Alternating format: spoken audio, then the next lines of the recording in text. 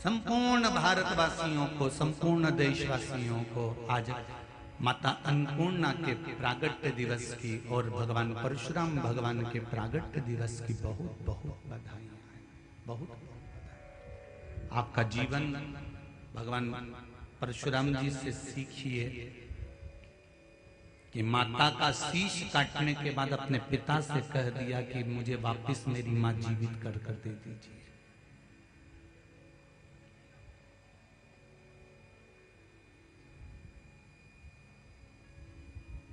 कितनी सुंदर बात कही है, जरा समझ लेना।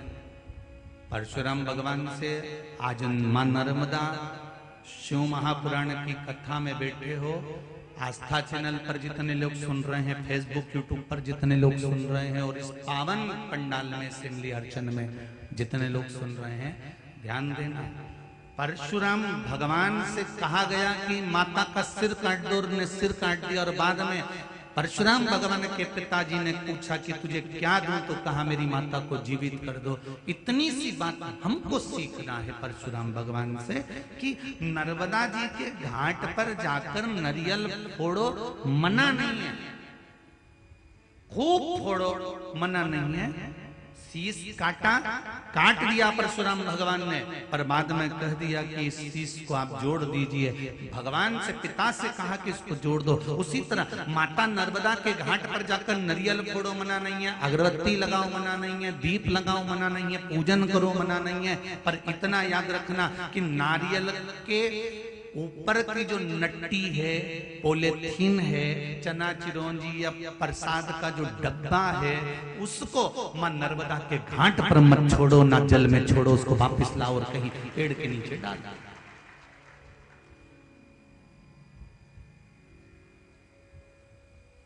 पवित्र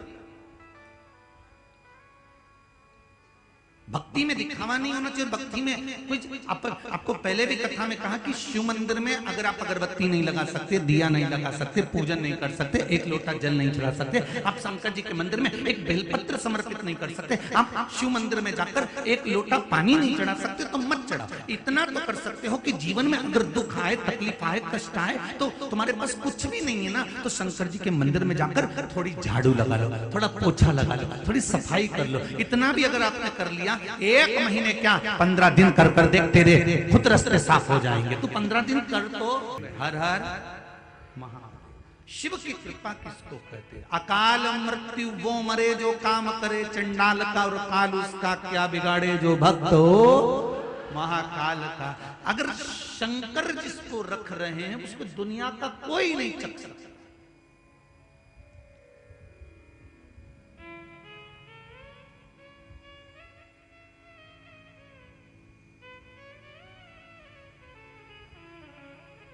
एक उंगली अगर किसी पर उठा रहे हो ना, एक उंगली अगर किसी पर आप उठाकर कह रहे हो कि ये ऐसा है, ये ऐसा कर रहा है, वो ऐसा कर रहा है, वहां ऐसा हो रहा है, तो ये 3 उंगलियां आपकी ओर जाकर बता रही है कि तुम अपने अंदर झांक कर देखो कि तुम कैसे हो, तुम्हारी सोच कैसी है, तुम्हारे विचार कैसे है, तुम्हारी दृष्टि कैसी है।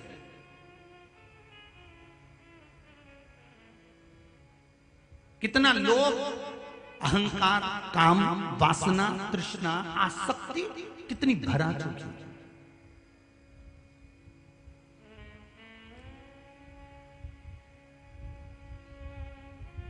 भाई, जिंदगी में एक बात याद रखिएगा, बनने का प्रयास करिएगा तो सीढ़ी बनने का प्रयास करना कि हम किसी को ऊपर की ओर बढ़ा सकें, किसी का एक आनंद की ओर उसको अग्रण्य कर सकें। ये नहीं कि सीढ़ी के पाए तोड़कर उसको नीचे गिरा दिया जाए। प्रयास करना कि आगे बढ़ने का हम और प्रयास करें कि इसको और बढ़ाया जाए।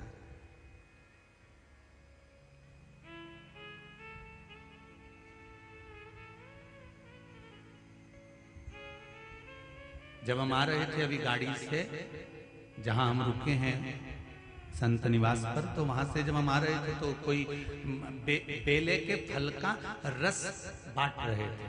तो बड़ी प्रसन्नता हुई कि देखो कथा करवाने वाला व्यक्ति कथा करवा रहा है, पर गांव के लोग, असेंबली हरचंद के लोगों ने ये विचार कर लिया कि बैसाख के महीने में सेवा करने का ये मौका दूसरी बार नहीं मिलने वाला असेंबली हरचंद वालों को। तो उन्होंने कहीं पानी रख दिया, कहीं शरबत रख दिया, कोई शक्कर घोल घोल कर रसना भर भर कर पिला रहा है, तो कोई बेल का रस पिला रहा है। इससे बढ़कर सुख और क्या होगा। फिर मौका मिले ना मिले, लोग जाते हैं दूसरी जगह जाके भंडारे खोलते हैं, भोजन कराते हैं। हमें मौका मिला है, ना जाने कितने कितने गांव के लोग यहाँ पर आकर भगवान शिव की कथा कर तत्व ग्रहण कर रहे हैं। उनका सुख, उनका आनंद।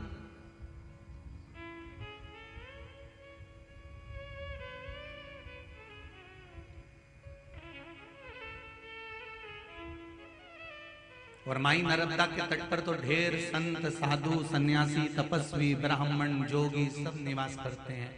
मेरा एक निवेदन जजमान परिवार से बस थोड़ा सा रहेगा कि कोई अगर नर्मदा तट के कोई संत आ रहे हों, साधु आ रहे हों, कोई सन्यासी लोग आ रहे हों, तो उनके लिए बैठने के लिए कल से एक ब्लॉक छोटा सा बना देना, जिससे संत लोग आगे बैठकर आराम से कथा का रसतत्व ग्रहण कर सके। बस इतना सा। कोई साधु, कोई सन्यासी, कोई तपस्वी, कोई संत जन, कोई भी आए नर्मदा तट का, वो नर्मदा महारानी की गोद का पुत्र है, वो सुने कथा।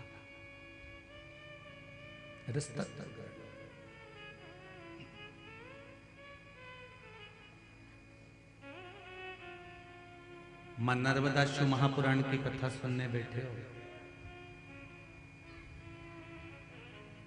शिव महापुराण की कथा कहती है सत्यता के मार्ग पर जब अपन चलते हैं तो दुनिया के कई दुख हमारे सामने आकर खड़े हो जाते हैं।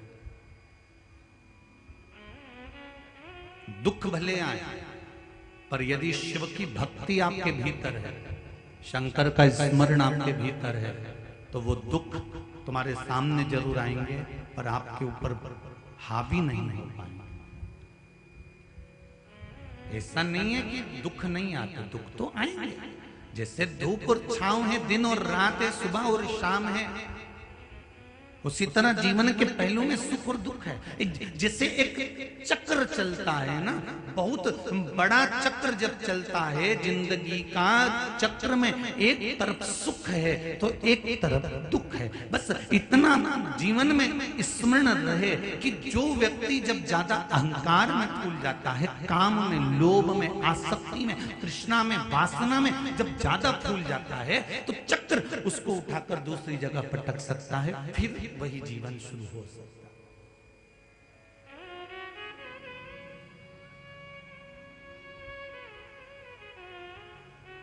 भगवान और आया। एक बार श्री हनुमान जी महाराज के भीतर भी थोड़ा सा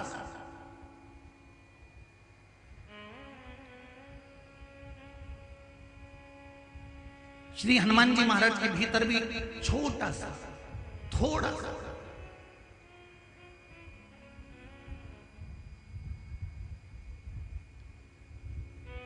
एक भक्ति का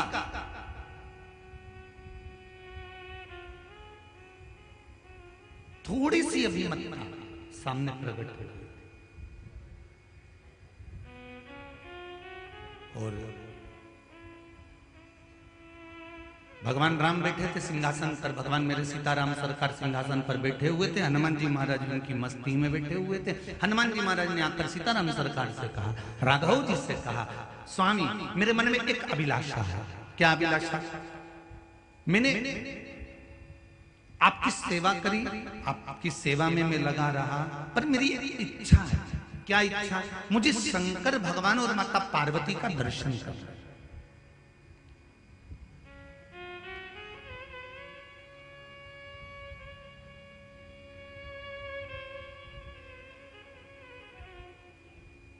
शिव और पार्वती का दर्शन करना है, और मुझे कैसे भी बस शंकर और पार्वती का दर्शन मिल जाए। तो राम जी ने कहा, एक काम करो ना, कैलाश पर चले जाओ, राम जी का शंकर भगवान और माता पार्वती का दर्शन मिल जाएगा। जाओ कैलाश पर, शंकर पार्वती का दर्शन करना है तो कैलाश चले जाइए। अब एक बात याद रखना, ये कथा आपकी और हमारी है, थोड़ा ध्यान दीजिएगा इस कथा का। मेरे हनुमान जी महाराज जी को राम जी का दर्शन हो रहा है, मेरे हनुमान जी को सीता जी का दर्शन हो रहा है, मेरे हनुमान जी को माता कौशल्या कैकेयी सुमित्रा जी का दर्शन हो रहा है, मेरे हनुमान जी को भगवान विष्णु का दर्शन हो रहा है, मेरे हनुमान जी को देवऋषि नारद का दर्शन हो रहा है, मेरे हनुमान जी को सभी देवी देवताओं का दर्शन हो रहा है। पर हनुमान जी ने यह संवाद भगवान राम जी से कहा कि मुझे शंकर और पार्वती का दर्शन नहीं हो रहा, उनका मुझे दर्शन करना।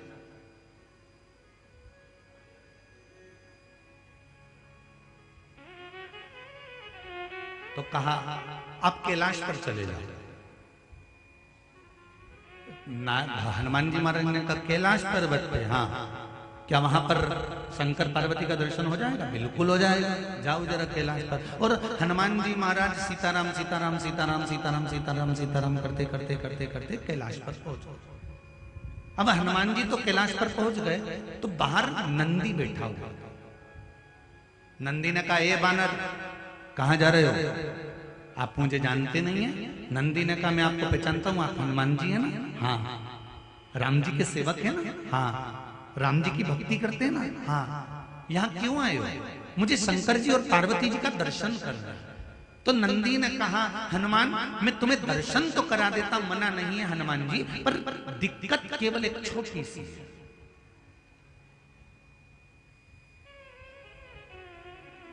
सेमली अर्चन वालों, मां नर्मदा शिव महापुराण की कथा सुनने के लिए बैठे हो, इसलिए नर्मदा जी की इस कथा को सुनना जरूरी है।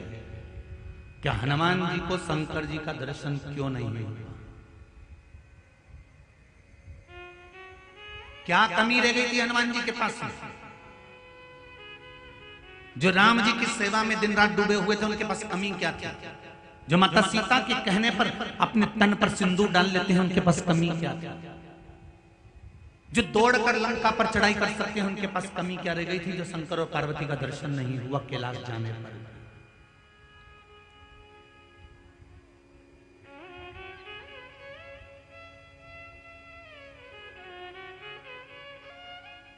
जो पल में लंका में आग लगा सकते हैं, वो शंकर और पार्वती का दर्शन क्यों नहीं पा रहे? कभी विचार करना, सेमली हरचंद में रहने के बाद भी, सेमली हरचंद के आसपास में रहने के बाद भी 10 किलोमीटर 20 किलोमीटर 25 किलोमीटर 50 किलोमीटर रहने के बाद भी अगर आप शिव महापुराण की कथा में नहीं पहुंचे हैं, पंडाल तक नहीं पहुंचे हैं, तो ऐसा क्या कर दिया था आपने कि भगवान की कथा तक में नहीं पहुंच पा रहा हूं? और जो पहुंच गए हैं उन्हें कौन सा पुण्य करा होगा?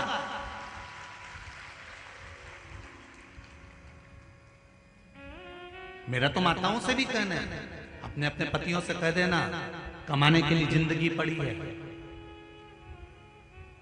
और किसके लिए जोड़ रहे हो? सवेरे 8 बजे से दुकान खोलकर बैठते हो, रात के 9 बजे तक दुकान खोलकर बैठते हो, किसके लिए कमा रहे हो? पत्नी और बच्चों के लिए?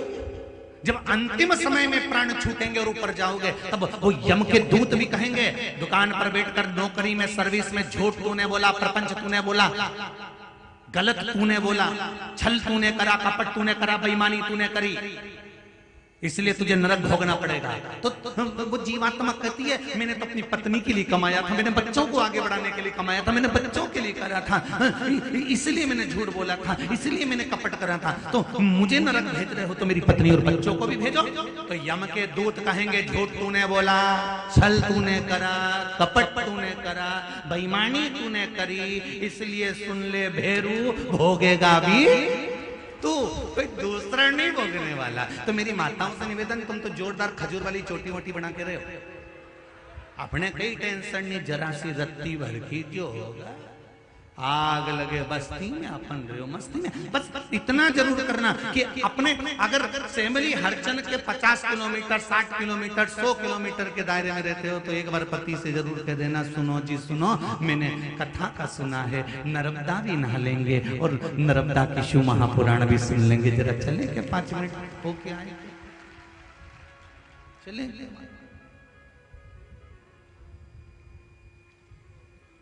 बैसाख महीने में जो नहीं आ पा रहे हैं उनसे भी निवेदन है, ये शिव महापुराण की कथा नर्मदा जी और शंकर की कथा आपके दरवाजे तक आ रही, दिल से डुबकी लगाओ खूब खूब। और कोई इससे बाँचने वाला कोई दूसरा नहीं, शिव शंकर है। करवाने वाला कोई दूसरा नहीं, शिव शंकर है। और सुनने वाला कोई दूसरा नहीं, शिव शंकर। कोई दूसरा जो मैं कहते हैं ना कि मैं बाँच रहा हूं या मैं कर रहा हूं या मैं करवा रहा हूं, इनका मैं तो कहीं पर भी टूट सकता। एक महाराज जी प्रवचन में कह रहे थे, मेरे मुंह से 7 दिन तक गंगा बहेगी, तुम सब डुबकी लगा। एक गांव का व्यक्ति दौड़ के अपने घर गया, पत्नी से जाकर कहा, सुन पिताजी की अस्थियां रखी थी कहां है? पत्नी बोली, क्यों, तुम गंगा जी जा रहे हो? पति बोला, फालतू की बात मत कर, गंगा जी जाने की जरूरत नहीं है, गंगा ही अपने गांव में आ गई है। अच्छा, हाँ तू बता पिताजी की अस्थियां कहाँ धरी? तो के वो कबेलू पे धरी, मगरी के ऊपर। तो उन्होंने जो ऊपर कबेलू पे अस्थि धरी थी उसको निकाली और सिलवट्टे पे उस पर चकोर बुनी और चटनी बनाने का जम के, तो बोला क्या बोलते हैं उसको, सिलवट्टा। उसको वो लुड़िया से रगड़ के और उसकी चटनी बना के उसे पीस के पुड़िया। तो पत्नी के इसको, तुम्हारे पिताजी की हड्डियों को पीस क्यों रहे हो? पति बोला, तू फालतू की बात मत कर, जहां से गंगा निकल रही है वो छोटी सी जगह है। और पीस के पुड़िया बांध के कथा में बैठ गए। और कथा में बैठा, और जैसे ही महाराज जी ने फिर दूसरे दिन कहा, मेरे मुंह से 7 दिन तक गंगा बह रही है, तुम सब डुबकी लगा। इतने में तो खड़ा हो गया, रुको महाराज थोड़ा सा प्रसाद खा।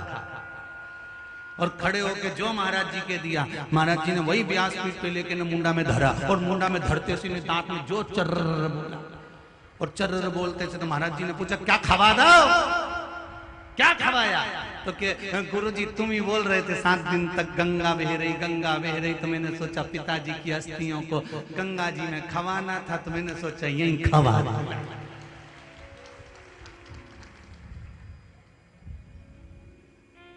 तो जहां मैं जुड़ा हुआ है, जहां पर अहंकार जुड़ा हुआ, वो अहंकार कभी भी समाप्त हो सकता।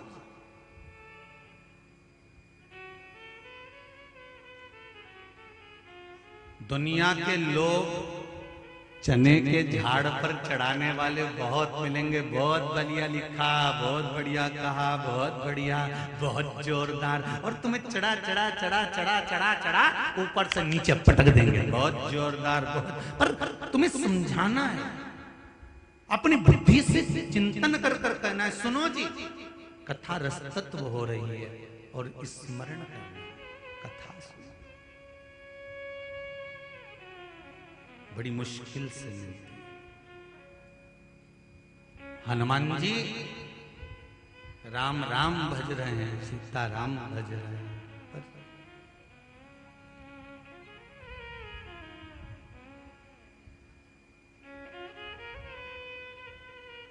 कहां राम? मुझे शिव जी का दर्शन करना, शिव जी का दर्शन। ओ हनुमान जी से नंदीश्वर कह रहे हैं कि तुम्हें शंकर जी का दर्शन नहीं हो सकता, वापिस लौट जाओ, मुझे जानते हो आप? हनुमान जी ने कहा, मुझे पहचानते हो? हाँ पहचानता हूं। जब थोड़ा सा अहम अहंकार व्यक्ति का ऊपर बढ़ता है ना, तो वो कहते तक तुम मुझे जानते हो।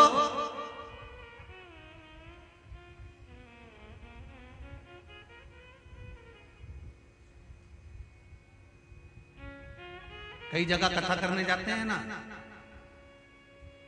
तो वहां पर लोग आकर बोलते हैं, हम उनके आदमी हैं, तुम हमें पहचानते हो? कई लोग कुबेरेश्वर धाम पर रुद्राक्ष लेने आते हैं, तो वहां पर आकर कहते हैं, हम उनके आदमी हैं, तुम हमें पहचानते हो? तो वहां पर जो कार्यकर्ता होते हैं वो कहते हैं, हम भी शंकर के आदमी हैं, पहचानते हो? सबके लिए समता का भाव होना चाहिए।